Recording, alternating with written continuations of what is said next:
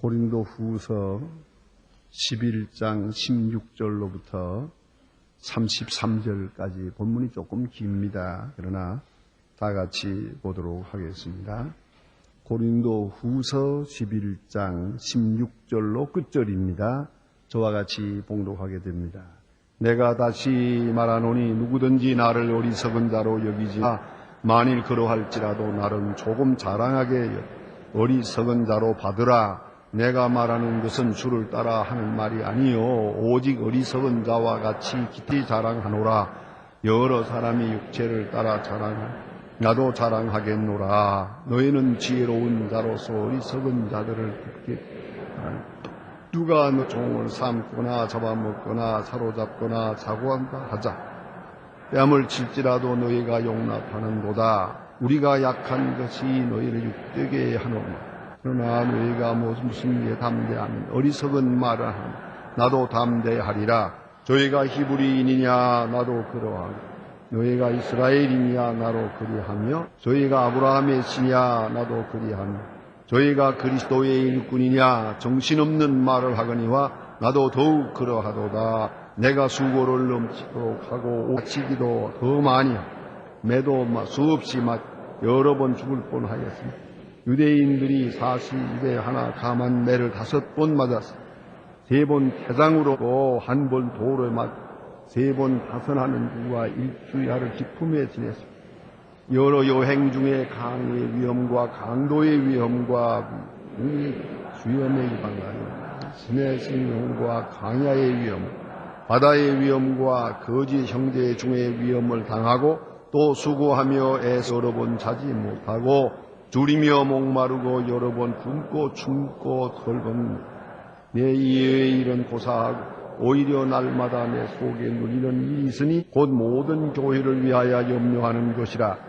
누가 약하게 되면 내가 약하지 아니하며 누가 실족하게 되면 내가 애통하지 아니하리라.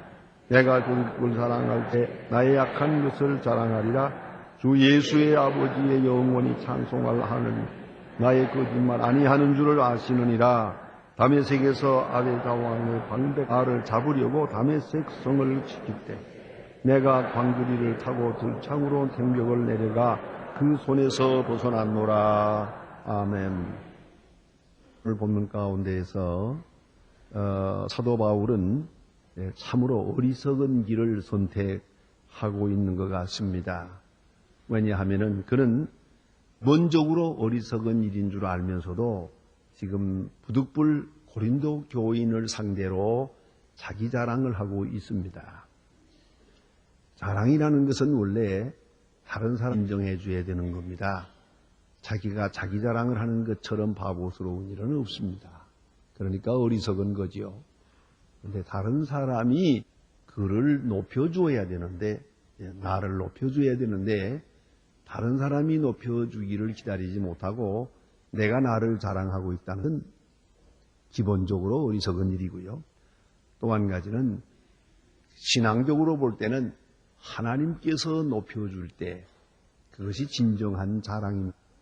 자랑이란 사람 앞에는 아무 의미가 없습니다. 하나님께서 그를 높여주시는 그 자랑만이 진정한 의미에서 가치 있는 것입니다. 또 하나는 자랑이라는 것은 오래 기다려서 얻어지는 것입니다. 지금 내가 자랑거리가 있더라도 좀 참아야죠. 오래 기다려서 언젠가 모든 사람들이 알게 될 때 그게 영광스럽고 자랑스러운 것이지, 자랑거리가 좀 있다고 해서 조급하게 내가 그만 입방아를 찧어버리면 좋은 일 하고도 좋은 결과가 되지 못하고 자랑거리마저도 부끄러움이 되고 맙니다. 그래서 여러분 잘 아시니까 자랑거리가 없는 건 아니에요. 있어요. 그런데 자기가 말하고 돌아다니면 그만 누구도 그 자랑을 인정하지 않고 오히려 부끄러움으로 끝나게 됩니다. 그러니까 자랑이라는 것은 오래 기다려서 얻어지는 것이고요. 또 다른 사람으로부터 하나님께로부터 그렇게 이제 인정을 받으면서 자랑의 값이 이제 높아지고 바르게 평가되는 것인데, 생각해 보세요. 자기가 자기 자랑한다는 것. 이게 얼마나 어리석은 일입니까? 그래서 오늘 본문에 사도 바울은 나의 어리석은 잘못을 용납하라. 나를 어리석은 자로 여기지 만일 그러할지라도 나를 조금 자랑하게 어리석은 자로 받으라. 왜 이렇게까지 어리석은 줄 알면서도 어리석은 말을 하느냐 하는 겁니다. 또 한 가지는 고린도 교인들은 언젠가는 그야말로 쌈데이 언젠가는 다시 이 오해가 풀리고 사도 바울의 위대함을 저들이 자랑할 때가 올 것입니다. 다시 말하면 그 언젠가는 바울의 위대한 하나님의 사도임을 알고 그를 통하여 예수 믿게 된 것, 고린도 교회를 사도 바울이 세웠다는 것, 자하게 될 거예요. 2000년 후 오늘은 더 말할 것도 없지만은 언젠가는 다 자랑하게 될 거예요. 그건 확실합니다. 종말론적으로만 사도 바울이 고린도 후서 1장 14절에서 이미 말한 것처럼 그리스도의 날에 너희는 나의 자랑이 되고 나는 너의 자랑이 되리라. 나는 너의 자랑이 되리라. 그리스도의 날에. 그때 가서는 주님 앞에 갔을 때는 고린도 교인들이 얼마나 사도 바울을 자랑하겠습니까? 바울의 예수 믿었기 때문에 구원받았고 많은 주의 종이 있지만은 특별히 사도 바울과 신학적으로 완벽하고 유식하고 명익고 아주 진실고 충성된 사도 바울을 통해서 예수 믿었다는 것을 자랑하지 않을 수가 없죠. 대단히 중요한 것입니다. 꼭 자랑할 때가 올 거예요. 그날에 그런 일이 있을 거예요. 그러나 사도 바울은 지금 자기 자랑을 좀 해야 되겠다는 겁니다. 여러분, 우리 교회 교인들 보니까요, 지금 각 나라에 다 나가 있는데, 소망교회의 교인 됐다는 거 되게 자고요. 또 어떤 분은 소망교회에서 세례받았다는 거 자랑하고요. 또 어떤 분은 그런 거 계세요. 소망교회에서 결혼식 한 거 자랑해요. 제가 어떤 교회에 부흥회 인도하러 가면 부흥회 다 끝난 다음에 제가 사무실에 들어가 앉아서 많은 분들이 찾아와서 자꾸 이렇게 만나 얘기하겠다고 문안하겠다고 하지만 그걸 금합니다. 왜냐하면 그 시간이 좀 피곤한 시간이기 때문에 또 많은 사람이 오니까 그거 다 만날 수가 없으니까 누구누구 차별할 수도 없고 해서 안 됩니다. 그래서 대단히 미안하지만 일체 손님을 맞이할 수가 없습니다. 이게 거절하거든요. 거절할 때에 보면 분은 성경책을 딱 가지고 나왔어요. 거기다가 여기에 결혼 주례할 때 기념으로 드린 거거든요. 내 사인이 들어있어요. 요걸 딱 펴들고 보라고요. 목사님이 저희 결혼 주례 해줬어요. 이게 증거예요. 이게 그런 거로 우리는 만나야 됩니다. 그래 당회장님이 이런 분이 와서 한다고 들어오라고 그래요. 들어오라고. 이건 특별히 그래서 제 엄마는 스페시알로 오라. 그래 앉아서 같이 차를 마시면서 결혼을 한 얘기, 그동안에 아이 낳고 지낸 얘기, 딸을 낳냐 아들을 낳냐 이러면서 한참 얘기를 하고 갑니다. 특권이에요. 이게. 그렇잖아요. 제가 결혼 주례해야 되는 거지. 안 그렇습니까? 그래서 여러분 먼 훗날에 우리가 소망교회 교인 된 거, 또 여기서 예수 믿은 거, 여기서 생 거, 여기서 결혼 주례한 거, 이 아이들은 또 여기서 유아 세례 받은 거, 이게 몇십 년 후에 자랑하게 될 것입니다. 그 언젠가는 하게 될 거예요. 그러나 사도 바울의 입장에서는 오늘이 좀 급해요. 왜 그런 거 하니? 지금 너무 오해가 많아요. 이렇게 서로 오해하고 사도 바울의 그 사도권을 인정하지 않고 불신하고 사도 바울의 그 좋은 점, 위대한 점은 다 감추어놓고 나쁜 얘기만 하는 거예요, 지금. 사람이 키가 좀 작고 말도 절절하고 그냥 전도인 정도 되고 그냥 권위가 없고 다른 사도들은 동부인하고 다니는데 혼자 다니는 거 보니까 시원치 않고 이혼을 했나 어떻게 됐나 여러 가지 말이 많아요. 지금도 말이 많으니 그 정도 얼마나 많겠어요. 이렇게 나쁜 말만 자꾸만 하는 거예요. 이게 이대로 되는 동안 손해는 누가 봅니까?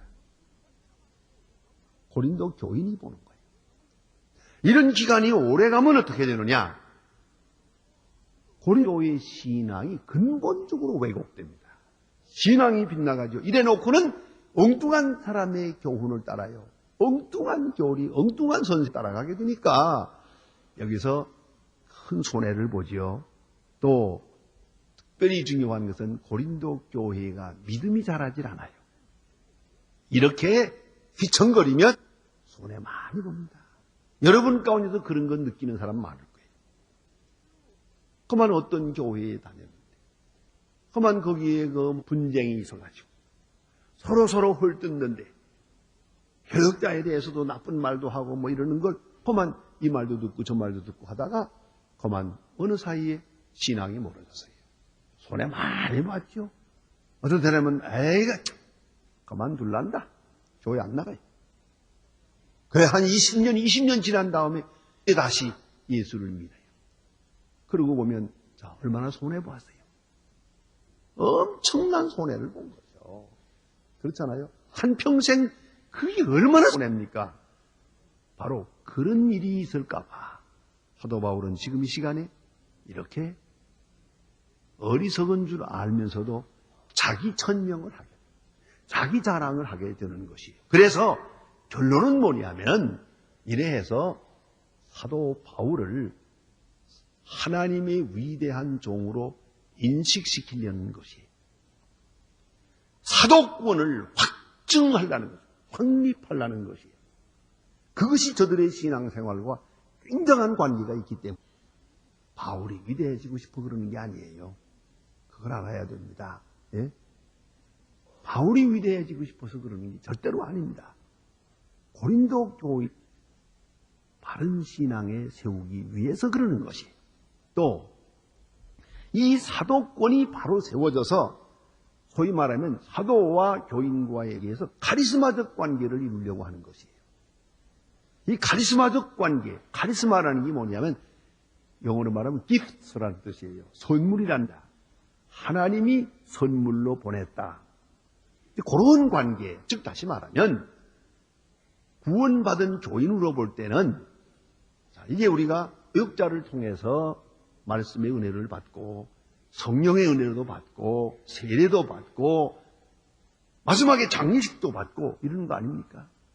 이 믿음의 지도를 받고 있는데 그분과 나와의 교역자 나와의 관계를 어떻게 가지느냐가 아주 중요한 것이에요. 네, 여러 가지 방법이 있겠지요. 많은 가령 어떤 분은 그런 생각하는 분도 있어요. 목사님 어디 계시는 것을 내가 모셔왔다. 내가 모셔왔으니까 내 말 잘 듣는다. 이러겠다고요. 이게 얼마나 잘못된 거예요. 거기서부터 벌써 빗나가는 거예요. 누가 모셔왔든 말았든 그게 중요한 게 아니거든요. 그러면 어떻게 돼야 되느냐? 바로 카리스마적 관계가 돼야 돼요. 하나님이 우리를 구원하기 위해서 특별히 저분을 세워서 많은 훈련을 시켜가지고 오늘 보내셔서 여기 있어서 저기서 말씀하고 계시다. 하나님이 선물로 보내서 우리 가운데 있는 목사님이에요. 그렇게 믿고 나와 저분과 만나는 것도 하신 선물이에요. 이 소위 카리스마적 관계예요. 하나님이 보내주신 선물적 관계. 이렇게 딱 카리스마적 관계가 형성이 되면은 참으로 신앙생활하기가 좋습니다.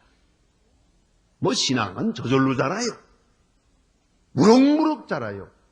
네, 이런 카리스마적 관계가 무너지면, 흐트러지면 아주 어려워지는 거예요.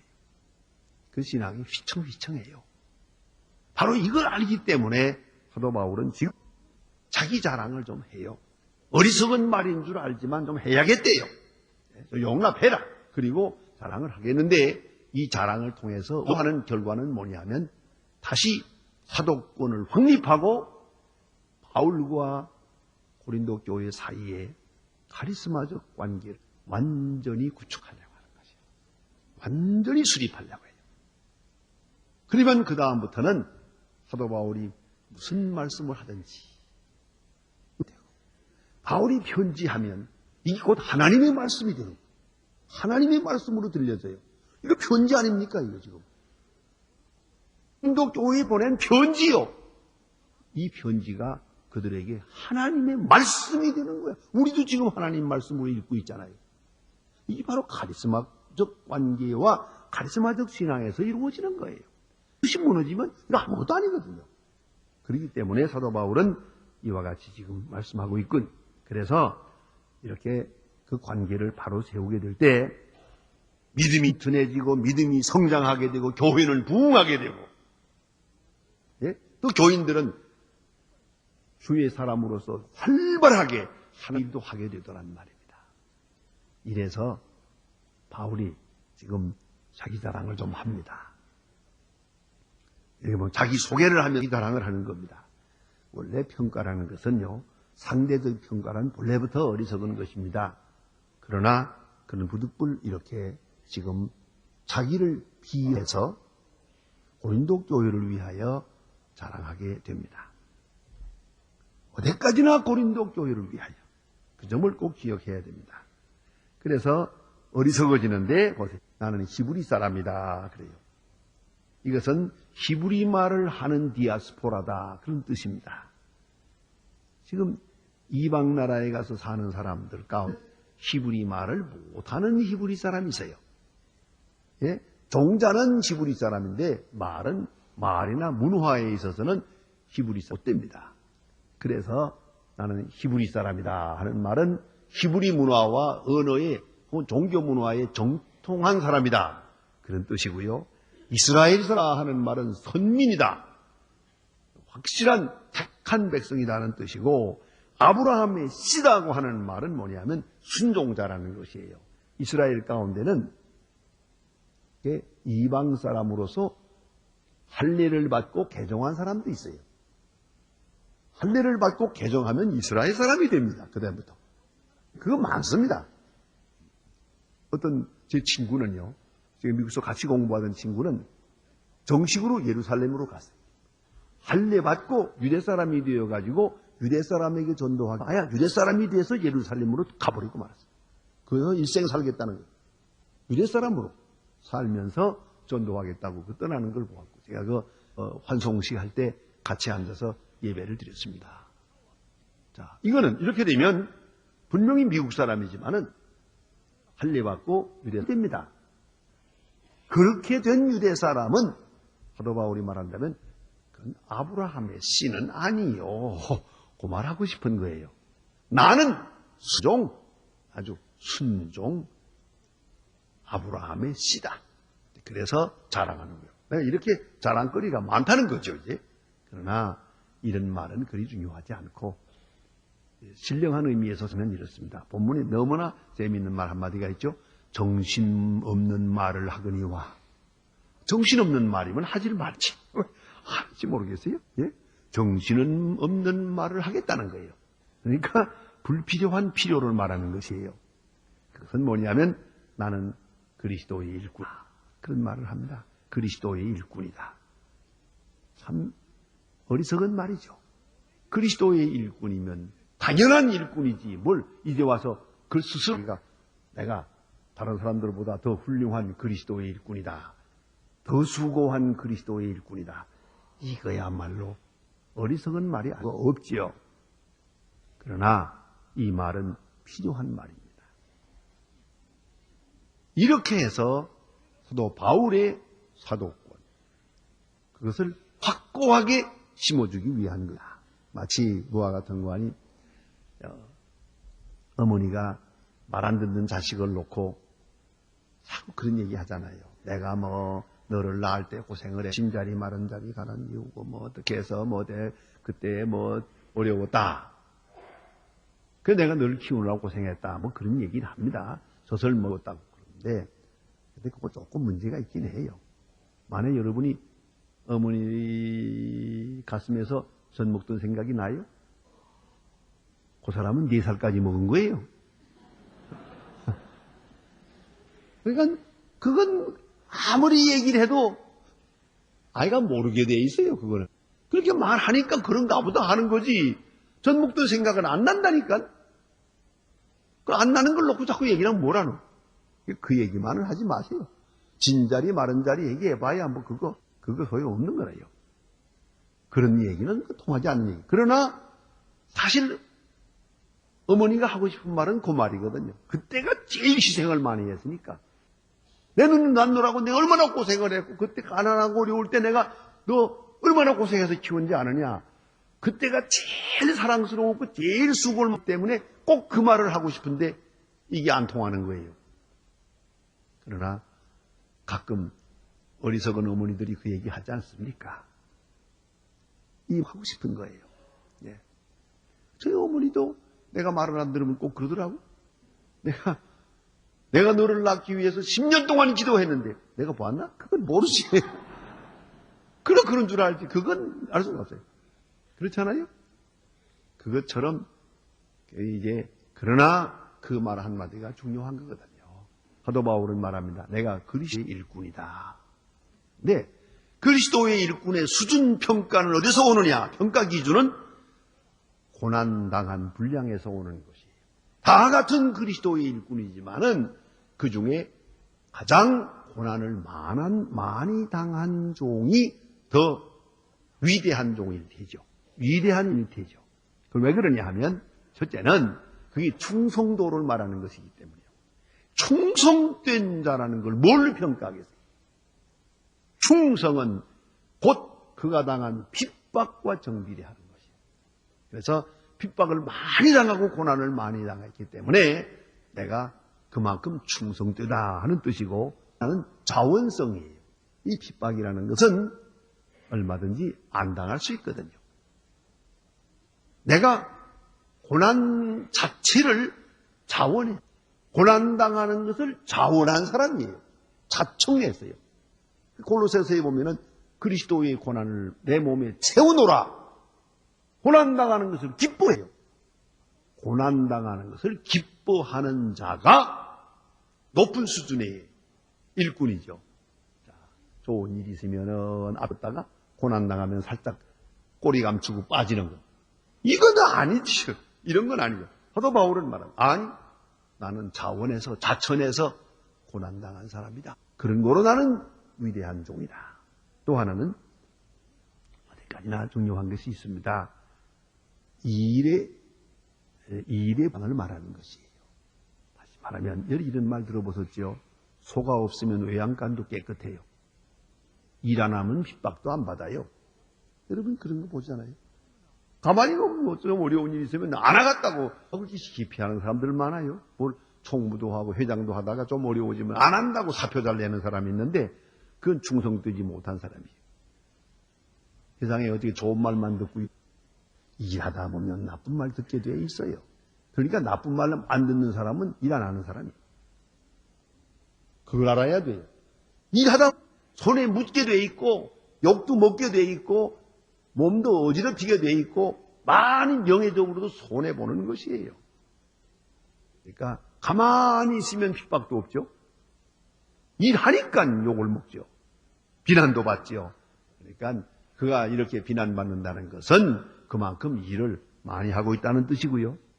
또 이것은 이 일의 영역을 말하는 것이에요. 그가 한 곳에만 있다면 왜 핍박을 당하겠습니까? 온 아시아를 누비고 돌아다니니까 문제지요. 예수님도 갈릴리에만 계셨더라면 십자가에 안 돌아갔을 거라는 학설이 있어요. 나도 그렇게 생각해요. 예루살렘으로 쳐들어왔으니까 문제지. 안 그렇습니까? 일의 영역이 넓으면 넓을수록 그만큼 많은 사건에 부딪히고 많은 사람과 부딪히니까 핍박을 당하게 된다. 그래서 내가 남보다 핍박을 많이 당하고 고생을 많이 했다. 그것은 그만큼 내가 위대한 주의 일꾼이라는 것을 의미하지 않아. 그런 얘기입니다. 구체적으로 오늘 본문에 보니까 사도 바울은 조목조목이 말합니다. 먼저는 수고를 넘치도록 했다. 수고를 많이 했어요. 그 수고 자체가 곧 자랑이에요. 알고 보면 자랑과 명예라는 것은 다 그래요. 여러분, 훈장이라는 게 뭡니까? 그 수고한 바에 대해서 주는 게 훈장이에요. 가만히 놀고 있는 사람에게 주는 일이 없어요. 보다 많이 수고한 자에게 훈장이 돌아가고 상이 돌아가는 거예요. 상은 곧 수고에 대해서 주어지는 평가해 주는 것이죠. 또 하나는 태형이라고 하는 것이에요. 오늘 사도 바울이 매 맞았다는 말을 강조하고 있어요. 그럼 그 참 힘든 겁니다. 왜 매에 장사 없다 그러잖아요. 어려움이 많지만은 매 맞는 거 참 힘든 겁니다. 여러분 매 맞아보셨어요? 그 몇 번 맞아보는 게 좋은데 그래야 매가 얼마나 아픈지를 알지. 전혀 안 맞아본 사람은 이건 모르네요. 여기선 광 목사도 매선 맞아봤어요. 어디까지 맞은지 아세요? 기절했으니까요. 14대 딱 희고 나서 그 다음부터는 암만 때려도 소용없어요. 그 사람 얼마나 때리는지 나 몰라요. 그럼 괜히 때렸지. 나는 아픈 거 뭐. 기절할 정도까지 맞아봤어요. 내 자관 매 맞는다는 거 참 힘듭니다. 처음에 하나, 5개, 6개까지는 괜찮아요. 견딜만 해요. 그러나 같은 자리를 계속 치면은요, 정신없습니다. 정말 고통스럽습니다. 매 참 어려운 겁니다. 사도 바울은 매를 많이 맞았어요. 수없이 맞았어요. 특별히 그 기억하는 대로 회장으로 3번 맞았다고요. 기억하고 있어요. 얼마나 심하게 맞았는지. 회장으로 3번 고역을 치른 일이 있고 또 그 다음에 여기 보니까 중요한 말 있잖아요. 40에 하나 감한 매를 5번 맞았다. 기가 막힌 겁니다. 이건 신명기 25장 3절에 보면 하나님의 율법에 사람을 뗄 때 절대 40을 넘기지 마라 그랬어요. 왜? 죽으니까. 만약 40개를 넘으면 병신이 되든지 죽든지 하거든요. 그러니까 율법에 아무리 죄가 많아도 절대 40개를 넘기지 마라. 그러니까 이 사람들이 야가가지고요 39개만 때려. 그리고 쉬었다가 또 때려. 39개씩만 때리는 거예요. 이렇게 5번 맞았다 그랬어요. 그러니까 매 되게 많이 맞은 거죠. 내가 이 이름을 위해서 매를 많이 맞았다. 그래서 그런 말 있잖아요. 나를 도교롭히지 마라. 내 몸에 흔적이 있다 그래요. 내 몸에 흔적, 어딘가 상처가 많은가 봐요. 그렇지 않겠어요? 이렇게 매를 많이 맞았습니다. 그러나 이보다 더 어려웠던 것이 뭐냐면 여행 중에 당한 고생이에요. 여행이라는 게 지금처럼 차 타고 다니는 것도 아니고 파스보드가 있는 게 아니에요. 옛날에는 참 어려웠습니다. 여행이 위험해요. 26절에 보면 그 위험에 대해서 자세히 말합니다. 여러 번 여행에 강의 위험과 강도의 위험, 동족의 위험과 이방인의 위험과 시내의 위험과 광야의 위험과 바다의 위험과 거짓 형제 중의 위험을 당하고 그랬어요. 여행 중에 당한 위험이요. 강도 만나고 이런 일 당하고 저런 사람 이런 사람 저런 사람 만나면서 많은 어려움이 있었다. 그 다음에 또 말합니다.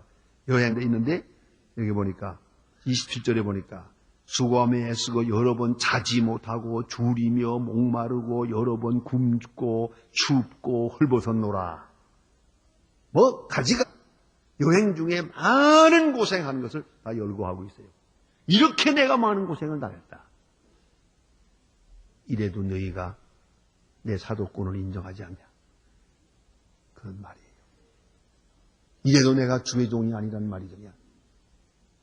이렇게 말하고 있는 것이에요. 또 있어요. 다음에 보니까 28절에 보니까 정신적 고생에 대해서 말합니다. 이런 육체적 고생만이 아니라 정신적으로 교회를 위한 염려 이걸 말합니다. 예? 이것은 고사하고 날마다 내 눌리는 일이 있으니 염려가 있는데 모든 교회를 위해서 걱정하는 것이야. 예? 목회자로서 교인들을 때문에 걱정하는 거예요. 이것이 또 정신적으로 큰 부담이 되었다는 거죠. 예? 그런 고생했다는 얘기를 합니다. 또 하나 있죠. 29절에 보니까 누가 약하면 내가 약하지 아니하며 누가 실족하게 되면 내가 애타하지 않더냐. 이 교역자의 아픔이에요. 요새 참 아픕니다. 왜냐하면 직업을 잃어버리는 많아요. 어려운 분들 많아요. 퇴직당하는 분들, 병드는 분들 참 많아요. 또나 이렇게 많은 사람이 병들고 할 때 그 병드는 거 보고 돌아오면 참 마음이 아파요.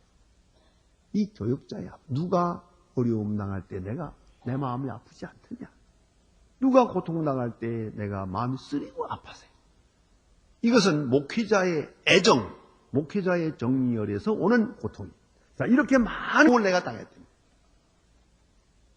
그런 거로 나는 사도가 아니냐 하는 얘기고요. 이 이야기를 해나간 중에 그는 결론을 맺습니다. 한마디로 말해서 약한 것을 자랑하노라. 약한 것. 핍박받는 그 자체가 약함에서 온 것이에요. 그걸 알아야죠. 약함에서 오는 것이고 핍박을 피할 능력이 그러나 피하지 않고 스스로 당해서요. 그게 또 약한 것이에요. 약해진 것이고 왜 하필이면 핍박의 길입니까? 핍박 없는 데서 전도할 수도 있는데 왜 일부러 핍박을 당하면서 고난을 당했냐는 거죠. 이것이 바로 약해진 것이죠. 하나님이 나를 약하게 만드셨다. 그래서 나는 이 고난을 당해야 했다고 말합니다. 엔토 슈샤코라고 하는 일본의 기독교 문학가는 그리스도의 탄생이라고 하는 책에서 그리스도에 대해서 이렇게 기록한 것을 볼 수 있습니다. 갈릴리에서 자라나 예루살렘 밖에 성 밖에서 살해된 마르고 수족이 가는 사나이, 개처럼 살해되면서도 꿈을 거둘 때까지 오로지 사랑만으로 산 사나이. 그는 생전의 현실 속에서 무력했으며 다만 사랑만을 말하고 사랑만을 사고 사랑의 하나님의 존재를 했을 뿐이다. 왜 이토록 무력하게 했던 사나이가 사람들로부터 망각되지 않았는가? 그토록 개처럼 살해된 사나이가 사람들의 신앙의 대상이 되어서 그들의 삶의 스타일을 바꾸어 놓았던가? 이 예수의 신비성은 우리가 합리적으로 해석하려고 해도 해석할 수 없는 불가사의한 것이다. 사실 인간 지식으로 봐도 이것은 예수님의 약함은 설명할 수가 없어요. 또 이런 얘기가 있습니다. 한 성도가 성 프란시스코에게 어떻게 당신이 그렇게 큰 일을 할 수 있었습니까? 라고 물었습니다. 성 프란시스가 빙그리며 대답합니다. 아마도 이 때문일 것이요. 주께서 하늘에서 땅에 내려다보시면서 이렇게 말씀하셨지요. 땅에서 가장 약하고 비천한 사람이 어디 있는고?